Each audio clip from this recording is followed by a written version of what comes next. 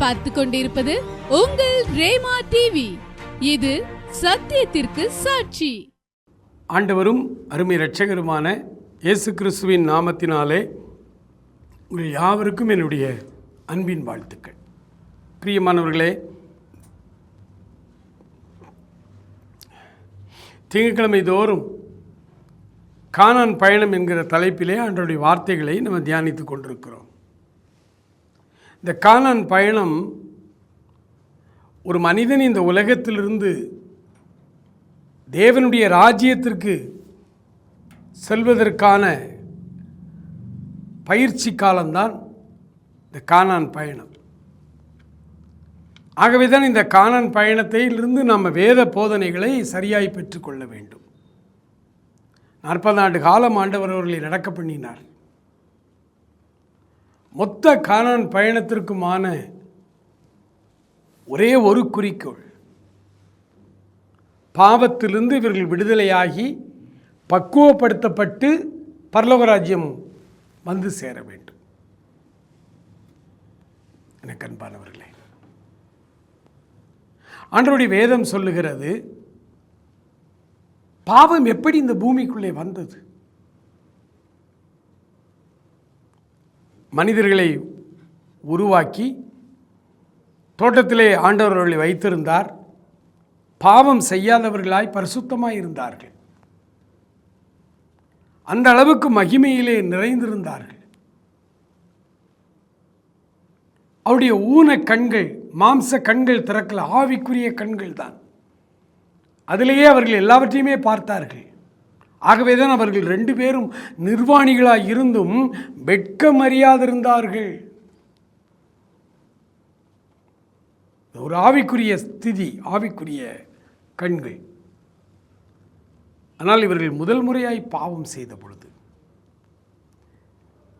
விலக்கப்பட்ட அந்த கனியை புசிக்கக்கூடாது என்று சொன்ன அந்த பழத்தை அவர்கள் சாப்பிட்ட பொழுது அவருடைய கண்கள் திறக்கப்பட்டது என்று வேத வசனம் சொல்லுகிறது. அது என்ன கண்கள்னா, மாம்சீக கண்கள். இப்போ நம்ம பார்க்கிறோமே அந்த கண்கள்.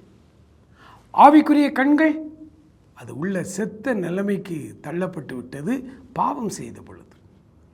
இந்த பாவத்தை ஆண்டவர் ஒரே வார்த்தையில் சொல்லுகிறார், கீழ்ப்படியாமை, டிஸ்ஒபீடியன்ஸ்.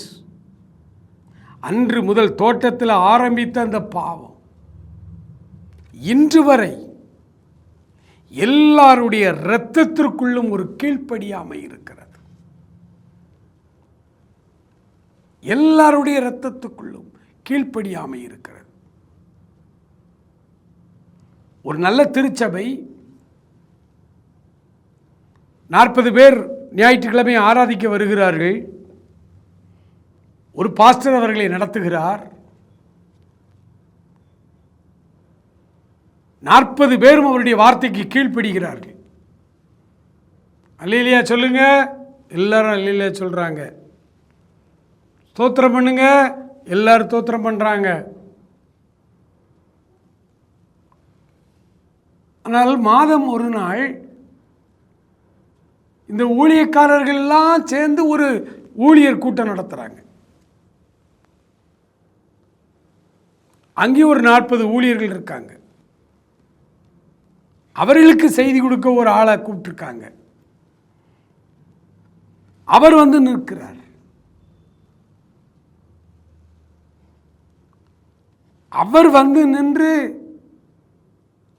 அல்லேலூயா சொல்லுங்கிறாரு. ஒருத்தர் சொல்ல மாட்டேங்கிறாங்க. எல்லாம் ஊழியக்காரங்க. ஊழியக்காரனுடைய ரத்தம் எப்படி ஆயிருக்குன்னா, அவங்க சொன்னால் விசுவாசிகள் எல்லாரும் கேட்கணும். ஆனால் அவங்க கேட்க மாட்டாங்க. அவங்க கேட்க மாட்டாங்க. விசுவாசிகளுக்கு ஒரு தேவைன்னா ஆண்டவரை நோக்கி கூப்பிடு, ஆண்டவர் உனக்கு அற்புதம் செய்வார்னு டீச் பண்ணுவாங்க. ஆனால் அவங்களுக்கு ஒரு தேவைன்னா விசுவாசிகளுக்கு ஆளுக்கு கொஞ்சம் காணிக்கதாங்கன்னு கேட்பாங்க. இதுதான் பிரச்சனை. இந்த கீழ்ப்படியாமையின் ரத்தம் எல்லா மட்டத்திலும் இருக்கிறது. இத ஜென்ம பாவம், சாபம்ங்க. கீழ்ப்படியாமைங்கிறது ஒரு சாபம். அது பாவமாக வெளிப்பட்டுச்சு. அது வழி வழியாக வரும்பொழுது மக்களுக்கு அது சாபமாக மாறி போயிடுச்சு. சொல்கிற வார்த்தையை கேட்குறதே இல்லை, சொல்கிற வார்த்தையை கேட்குறதே இல்லை. இவன் யார், இவன் சொல்லி நான் ஏன் கேட்கணும்? சில இடங்களில் சில சட்டத்திட்டங்கள் இருக்கிறதுனால கீழ்ப்படுகிற மாதிரி நடித்து கொள்ளுகிறோம். ஆண்டவர் இந்த உலக பிரகாரமாக இந்த உலகத்தினுடைய வாழ்வையே கீழ்ப்படிதலை கற்றுக்கொள்கிற மாதிரி தான் வச்சுருக்காரு எல்லா இடத்துலையும். முத குழந்தைக்கு பால் ஊட்டும் பொழுதே அது கீழ்ப்படிய மாட்டேங்குது. அதை கட்டாயப்படுத்தி அதை பால் குடிக்க வைக்க வேண்டியிருக்கு.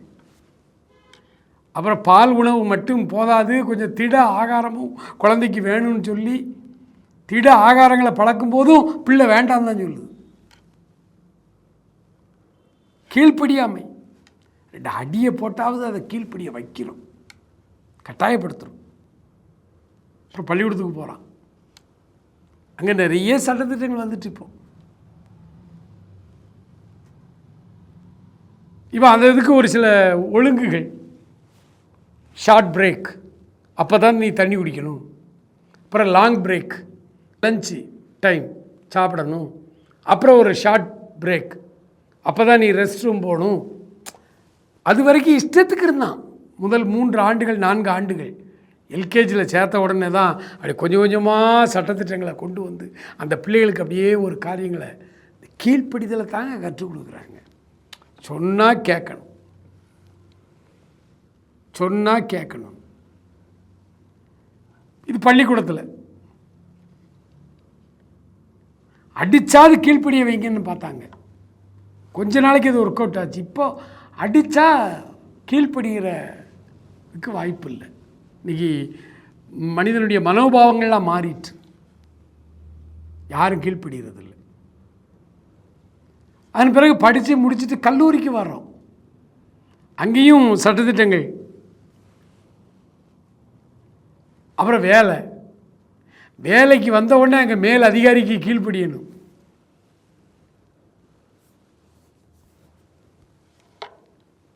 அதுக்கப்புறம் திருமணம், ஒருவருக்கொருவர் கீழ்ப்படிந்திருக்கணும், இல்லை திருமணம் உறவு உடைஞ்சு போயிடும். இன்னைய வரைக்கும் சமுதாயத்தில் பிரச்சனைப்பா. திருமணமானவர்களுக்கு பிரசங்கம் பண்ணுவது, திருமணமானவர்களுக்கு உபதேசம் பண்ணுவது, திருமணமானவர்களுக்கு கவுன்சிலிங் கொடுத்தவர்களை சேர்த்து வைக்கிறது ஒவ்வொரு ஊழியக்காரருடைய மிகப்பெரிய வேலையாயிற்று. எங்கே பார்த்தாலும் பிரச்சனை, எங்கே பார்த்தாலும் பிரச்சனை. பிள்ளைகளுக்கும் பெற்றோருக்கும் இடையில் பல பிரச்சனைகள்.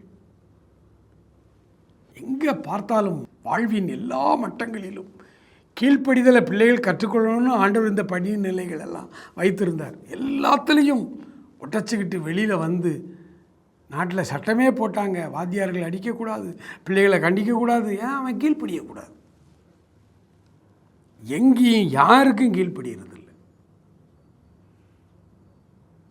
எங்கேயும் யாரும் கீழ்ப்படுகிறது இல்லை.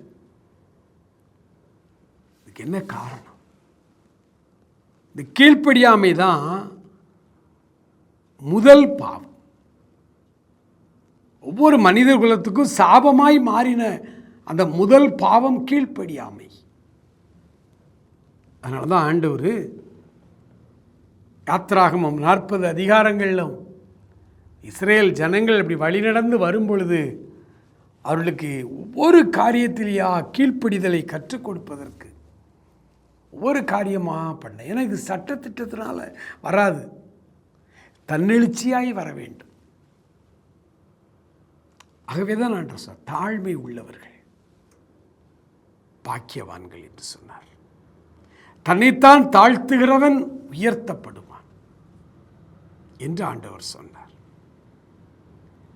ஒவ்வொரு காரியத்திலும் ஆண்டவருக்கு கீழ்ப்படிந்து ஆண்டவர்கிட்ட கேட்டு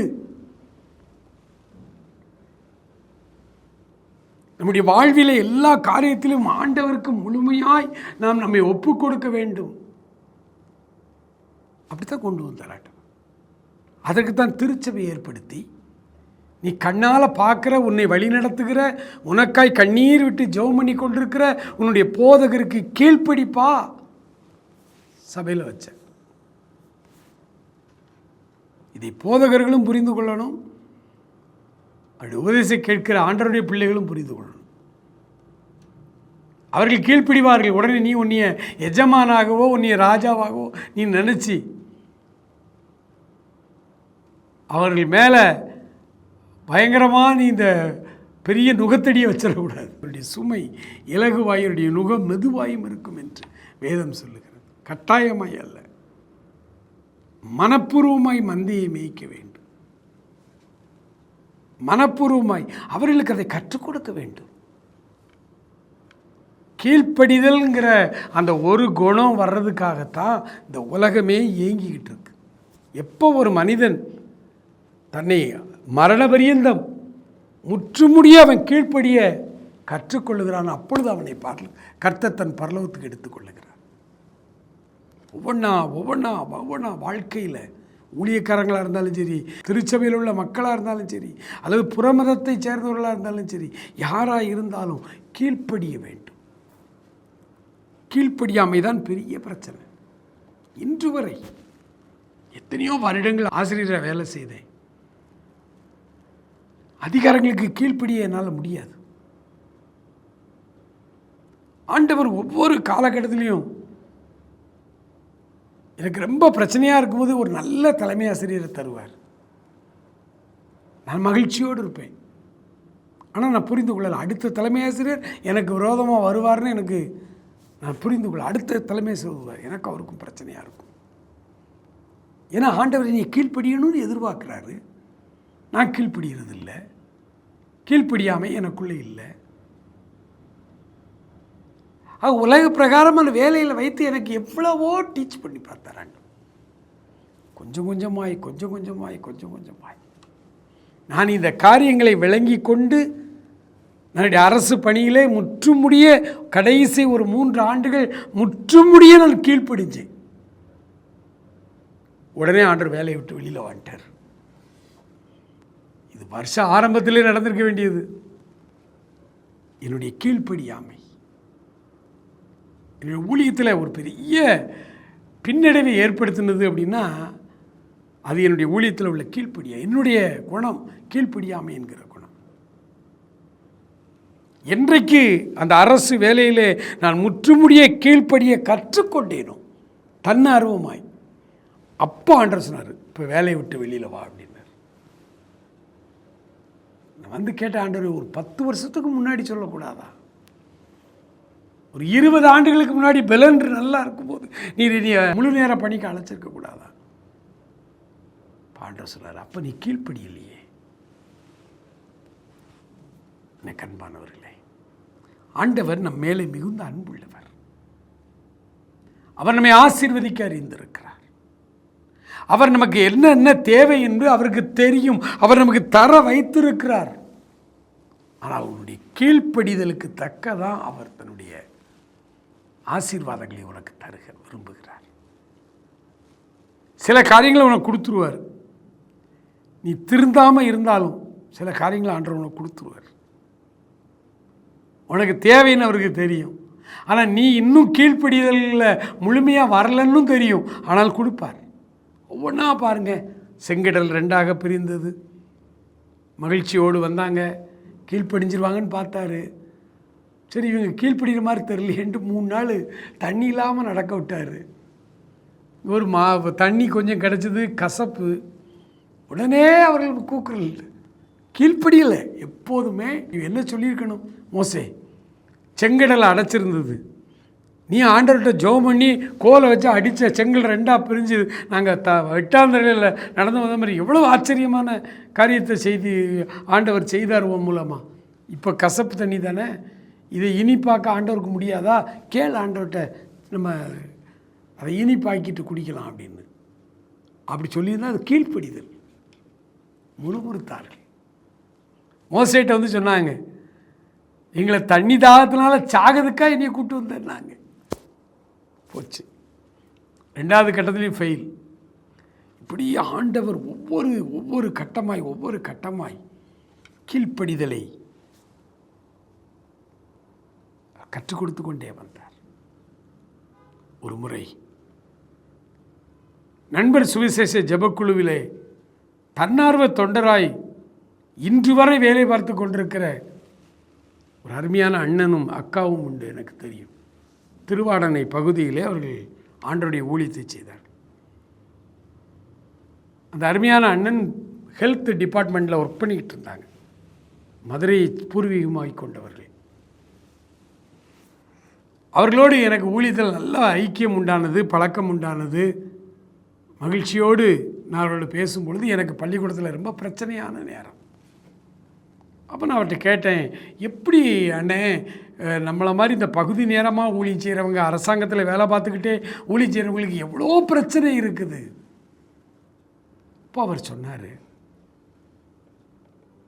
ரோமர் 13ஆம் அதிகாரத்தை காலையில் நான் மற்ற வழக்கமாக வாசிக்கிற நீதிமொழிகள், வழக்கமாக வாசிக்கிற வேத பகுதிகளெல்லாம் வாசி முடிச்சுட்டு வேலைக்கு போகும்பொழுது ரோமர் 13 படிச்சுட்டு போவேன்.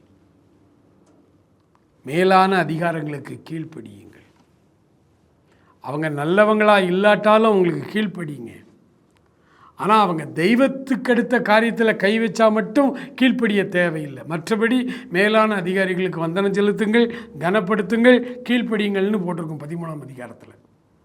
அதை படிக்காமல் நான் ஒரு நாளும் ஆஃபீஸ் போக மாட்டேன்.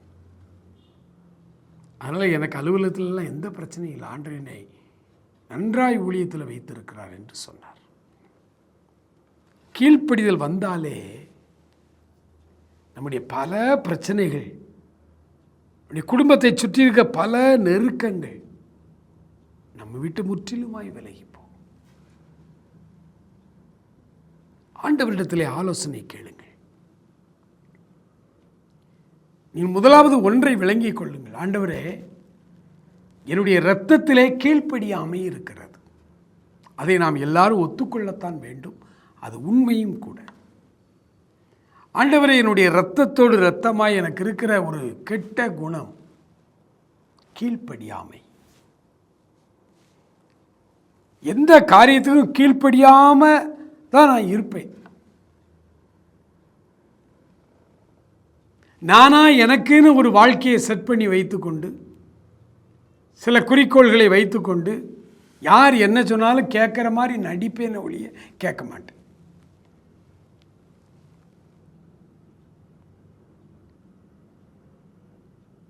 சில நேரங்களில் ஆவிக்குரிய ஆலோசனை கொடுப்போம். நிறைய பேர் இருக்காங்க, ஆவிக்குரியவங்களே, ஊழியக்காரங்களே, கேட்குற மாதிரி கேட்போம், ஆனால் கீழ்ப்படிய மாட்டான். அது இந்த ஊழியர்கள் இருக்காங்களே, அவங்க சொல்கிறத எல்லாரும் கேட்கணும்னு எதிர்பார்ப்பாங்க. யார் சொல்கிறதையும் அவங்க கேட்க மாட்டாங்க. ஆகவே தான் ஊழியங்கள் இன்றைக்கி ஃபெயிலியரில் போய் முடியுது. ஊழியங்களில் இன்றைக்கி துருபதேசம் அதனால தான் வருது. தங்களை ஒப்பாரும் மிக்காரும் இல்லாதவர்களாய் நினைத்துக் கொள்கிறார்கள். எனக்கு தெரியாத வேதமா, எனக்கு தெரியாத சத்தியமா, எனக்கு தெரியாத பிரசங்கமா, எனக்கு தெரியாத இயேசுநாதரா, எனக்கு எவனும் சொல்ல வேண்டிய அவசியம் இல்லை, எனக்கு யாரும் கற்றுத்தர வேண்டிய அவசியம் இல்லை, நான் தான் கற்றுக் கொடுக்கணும். இது ஒரு மேட்டிமை மனப்பான்மை, பிசாசினுடைய குணம். கீழ்ப்படியாமைங்கிறதே பிசாசினுடைய குணம். வானத்திலிருந்து நல்ல தூதர்களாக இருந்தவங்க ஏன் பிசாசாக இந்த பூமியில் விழத்தள்ளப்பட்டாங்கன்னா அவங்க கீழ்ப்படியாமல் போனாங்க. பெருமை, மேட்டிமை ஆண்டவருக்கு பிடிக்காத குணம். பெருமை, மேட்டிமை. ஒரு மனிதனை கர்த்தர் அழைத்த பொழுது, அல்லது ஒரு மனிதனை கர்த்தர் தன்னுடைய ரட்சிப்பின் அனுபவத்துக்குள்ளே நித்திய ஜீவனுக்காக ஒரு மனிதனை அழைக்கும் பொழுது அவனிடத்தில் இருக்கிற மொத்த கீழ்ப்படியாமையும் அவருக்கு தெரியும். அந்த கீழ்ப்படியாமையில் கீழ்ப்படிதல் வரணுங்கிறதுக்காக ஒவ்வொரு அழைக்கப்பட்ட தேவ பிள்ளைக்கும் ஒவ்வொரு விதமான பிரச்சனைகளை கொண்டு வந்து ஆண்டவர் போடுறார். அந்த பிரச்சனைகளும் அந்த பாடுகளும் தான் அந்த மனிதனுக்கு கீழ்ப்படிதலை கற்றுக் கொடுக்கும். வாசிக்கலாமா? எபிரேயருக்கு எழுதின நிருபம் 5ஆம் அதிகாரம், அதில் 8வது வசனத்தை உங்களுக்காக நான் வாசிக்கிறேன். அவர் குமாரனாய் இருந்தும் பட்ட பாடுகளினாலே கீழ்ப்படிதலை கற்றுக்கொண்டார். தேவகுமாரனாய் இருந்தும் அவர் கீழ்ப்படிதலை கற்றுக்கொண்டார். இயேசுநாதர் இந்த பூமியில் வாழும் பொழுதே அவருக்கு ஊழியங்களில், அவருடைய ஊழிய அனுபவத்தில் சின்ன வயதிலிருந்தே அவருக்கு பல பிரச்சனைகள் வந்தது, பாடுகள் வந்தது. அந்த பிரச்சனைகளும் அந்த பாடுகளும் தான் அவரை பரிசுத்தப்படுத்தி அவருக்கு கீழ்ப்படிதலை கற்றுக் கொடுத்தது. இயேசுநாதர் தேவகுமாரனாய் இந்த பூமியில் பிறந்து பரிசுத்தமாய் வாழ்ந்தாலும் கூட அவருக்கு பிரச்சனைகள் வந்தது, பாடுகள் வந்தது. அந்த பிரச்சனைகளும் பாடுகளும் தான் அவரை கீழ்ப்படிதலை அவர் கற்றுக் கொடுத்தது. ஆண்டவருக்கே அப்படின்னா நமக்கும் அதே பாதை தான். கீழ்ப்படிதலை கற்றுக்கொள்வதற்காகத்தான் ஆண்டவர் உங்களை நிறைய நேரங்களில் உண்மையாய் ஊழியம் செய்கிற ஊழியக்காரர்களை ஏன் வறுமையில் நடத்துகிறாரு? அவர்கள் கீழ்ப்படிதலை கற்றுக்கொள்ள வேண்டும். ஒரு ஊழியக்காரரை வறுமையில் ஆண்டவர் நடத்துகிறாரு, கடன்லேயே நடத்துகிறார், வறுமையில் அழுறாரு ஊழியக்காரர். உண்மையை உத்தமமாக ஊழியம் செய்கிறேன், ஆத்மாக்கள் தர்றீங்க, ஆனால் ஏன் என்னுடைய வறுமை மாறலன்னு கதறான் அந்த ஊழியக்காரன். உடனே ஆண்டவர் பார்க்குறார், பரவாயில்ல, பாவம் ரொம்ப கதறான், ரொம்ப நியாயமான ஆளுன்னு வளமையை கொடுக்கார். ஊழியத்தில் வளமையை கொடுக்குறார்.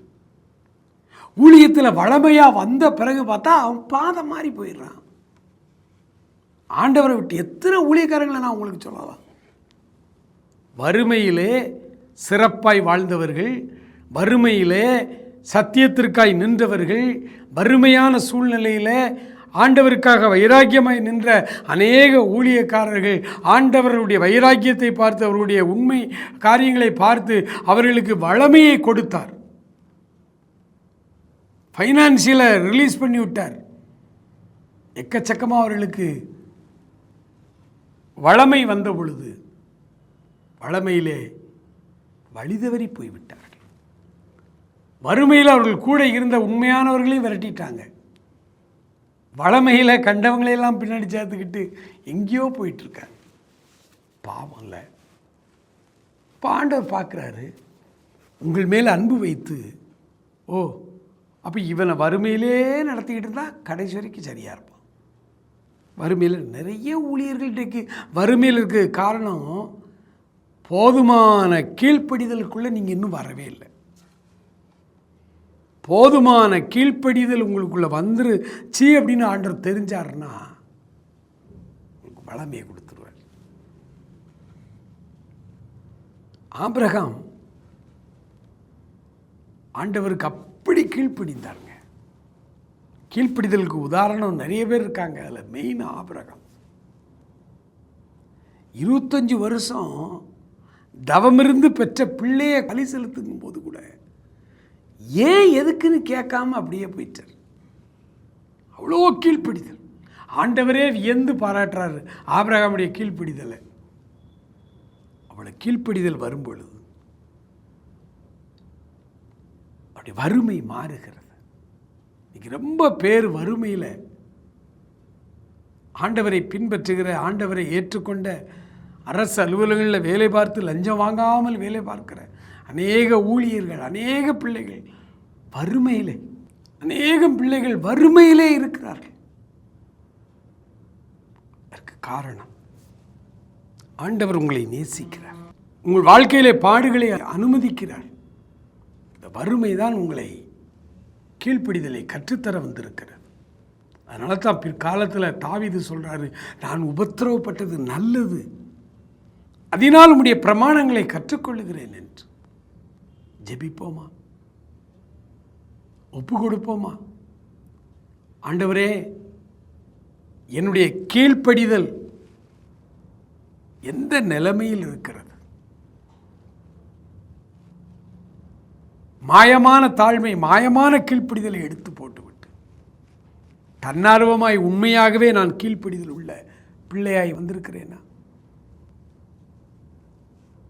ஸ்தோத்திர ஆண்டவரே, நன்றியோடு உம்மை துதிக்கிறோம்பா. தேங்க்யூ. இந்த கிறிஸ்தவ வாழ்விலே ஆண்டவரே, இந்த கானான் பயணத்தில் எங்களிடத்தில் நீர் எதிர்பார்க்கிற கீழ்ப்படிதல், தேங்க்யூ லார்ட். நன்றி ஆண்டவரே, நன்றி ஆண்டவரே, நன்றி ஆண்டவரே. கீழ்ப்படிதலை நாங்கள் கற்றுக்கொள்ளுகிறவர்களாய், ஆமென், கீழ்ப்படிதலுக்கு எங்களை விட்டு கொடுக்கிறோம். எங்களை நாங்கள் ஆராய்ந்து பார்க்கிறோம். எங்கள் இரத்தத்தில் இருக்கிற அந்த சாபம், அந்த கொடிய பாவம் முற்றிலுமாய் எங்களை விட்டு எடுத்து போடும்படிக்கு எங்களுக்கு வருகிற உபத்திரவங்களிலும் மேன்மை பாராட்ட உதவி செய்யும். பாடுகளை பக்குவமாக ஏற்றுக்கொண்டு அதிலே எங்களுடைய கீழ்ப்படிதலை எங்கள் சரி செய்து கொள்ள நீர்களுக்கு உதவி செய்யும் ஆண்டவரே. ஆசீர்வதியும். இயேசுவின் நாமத்தில் ஜெபிக்கிறோம் பிதாவே. ஆமென், ஆமென்.